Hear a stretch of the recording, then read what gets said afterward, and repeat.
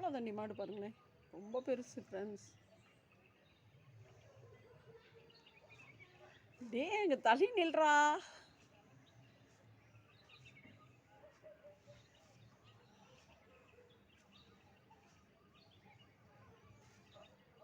தம்பி தள்ளி நில்லு, தாவீரும் தாவீரும், தள்ளி நில்லு.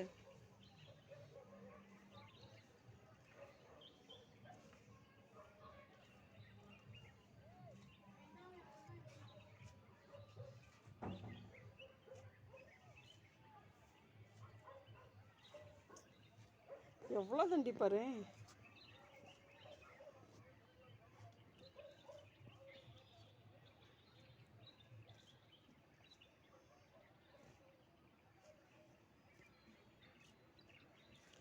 துவரக்கு எதையும் எடுத்து அடிச்சு கிடிச்சு விடாத, அப்படியே தாண்டிடுவோம்டா.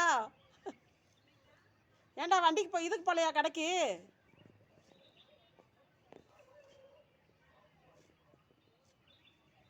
கடைக்கு போலையா?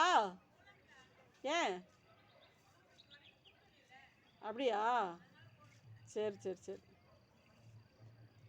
எவ்வளோ தண்டி பாரு. இவன்ட்ட அன்னைக்கு தான் சொன்னேன், ஸ்கூல் விட்டு வரும்போது பார்த்து வாடா, காட்டு மாடு நிறையா இருக்குண்டான்னு.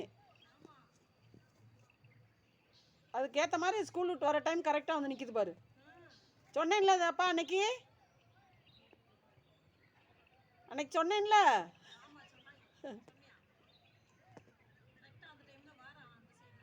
பார்த்துக்கங்க, இங்கே நின்றுட்டுருக்கு. ரொம்ப நாள் ஆச்சு இங்கிட்டு வரல, ஒரு 10 நாள் ஆச்சு. 10 நாளைக்கு முன்னே 10 நாளைக்கு முன்னே 25 மாடு வந்துச்சு நைட்டு 6 மணிக்கு. அப்புறம் மறுநாள் போயிடுச்சு. இன்னைக்கு தான் அது வருது. இதுதான் அப்போ இருந்தே இருக்கு.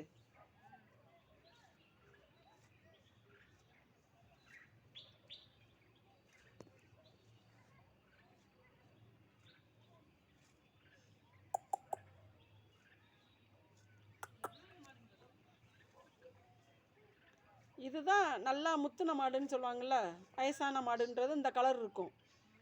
சின்னது அரை மாட்டுக்கெல்லாம் கலர் மாறும், ப்ரௌனாக மாறும். சின்னது ஒரு மாதிரி கிரே கலராக இருக்கும், அடுத்து ப்ரௌனாக மாறும், அடுத்து ப்ரௌனும் பிளாக்கும் கலந்து மாறும். ரொம்ப வயசானாதான் இந்த சுத்த பிளாக்.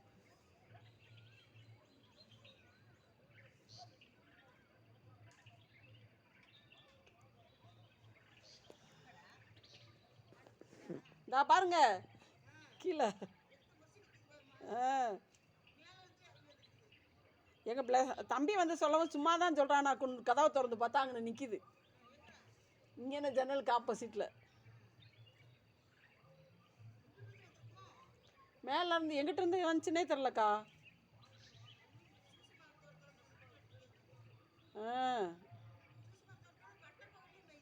அதான் பிள்ளைகளை வந்து ஸ்கூல் விட்டு வரும்போது பார்த்து வாங்கன்னு சொல்லிட்டு இருக்கேன், எல்லா பிள்ளைகளையும்.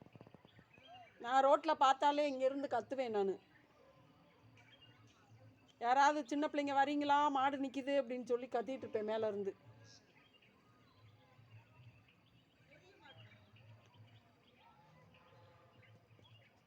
போதும், நீ இதே எடுத்து என்ன செய்ய, திரும்ப மாட்டேங்குது.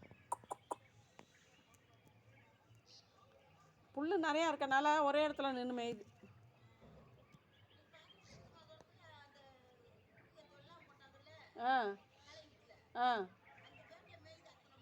அப்படியா?